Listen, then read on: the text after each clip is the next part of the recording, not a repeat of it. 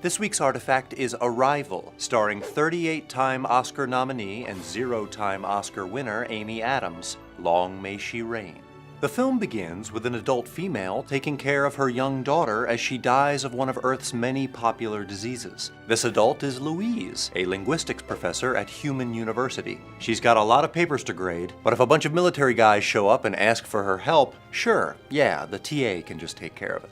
Which is exactly what happens, on account of the alien spaceships that have plopped themselves down in different places all over planet Earth. 12 to be exact, a couple handfuls to be inexact. And because this random teacher is the best goddamn translator on the planet, it's up to her to figure out how to communicate with these a-holes. The A stands for arrival. Well, these arrival holes are called heptapods, and they look like big seven-fingered hands, or what all hands look like before circumcision.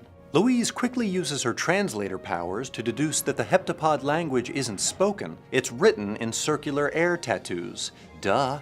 But then the army guys tell her she has to keep doing the translation thing, since China's getting antsy and wants to attack the spaceships. So Louise tells the heptapods she's sick of doing all this unpaid work. Just give her the answers already. I don't understand.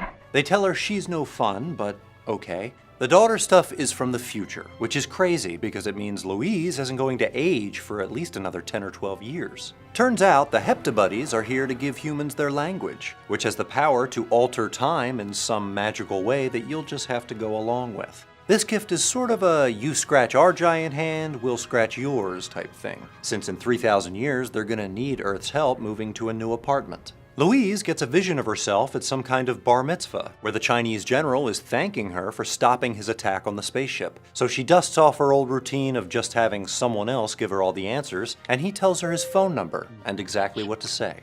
Back in the present, she plugs in all the info and boom, peace is restored. Ian, the male lead, tells Louise he loves her in order to justify his presence on the mission. And even though she knows he's the future father of her dead daughter and will abandon her to go hang out with the Avengers, she can't pass up an opportunity for free sex. Arrival depicts humanity's response to a profound paradigm shift, which is also what I call my bowel movements. The heptapod arrival is an unprecedented event, and the human efforts to apply understood frameworks on the situation are predictably obtuse for a Class 12 species. 2 days. And already the public expects us to know the answers. The resulting confusion is exemplified visually when the humans enter the ship and try to throw a rave in a new, gnarlier form of gravity. The film causes viewers to share the character's disorientation by manipulating traditional aesthetics and structures of film. The heptapod viewing area is shaped like a Samsung Galaxy Note screen, or really any screen. A visual motif that serves to remind us of the way we typically consume media. We expect movies that conform to certain architectures, such as a linear chronology and straightforward cinematography. We are so bound by time, by its order. And if it's a big blockbuster, we also expect Jeremy Renner to show up at some point to grab his check. Arrival gives us more J-Ren than we can handle, but it also gives us something different. Upside-down shots, confusing perspectives, and a timeline that eschews a beginning and an end. Now I'm not so sure I believe in beginnings and endings. This philosophy is embodied in the design of the heptapod enclosure, which was inspired by James Turrell's art installation, Breathing Light, one of my top 5 favorite art installations of his. By eliminating depth perception, the work dislodges the viewer's preconceptions about his surroundings and lets him just chill out for once.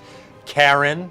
Thus, just as the scientists must forego their usual arsenal of data points, Have they responded to anything? Any shapes, patterns, numbers, Fibonacci? so too must the audience come to terms with the fact that this is an alien movie without any cool battle scenes. The film suggests that communication is not only about translation, but also perspective. Initially, the so-called scientists try to understand the literal meaning of the heptapod words using their so-called logic. Find out what this means. However, these interpretations do more harm than good, because humans process everything through the Instagram filter of their own experiences. We don't know if they understand the difference between a weapon and a tool. It's only when Louise becomes fluent in the heptapod language in about a week Yeah, see, this is a different word. and begins to experience time from the heptapod point of view that she can grasp their purpose. The weapon is their language, and you really learn it you begin to perceive time the way that they do. Similarly, as the audience's preconceptions dissolve, we realize Louise's flashbacks were actually flash-forwards, causing us to flash back to when the TV show Lost did it first.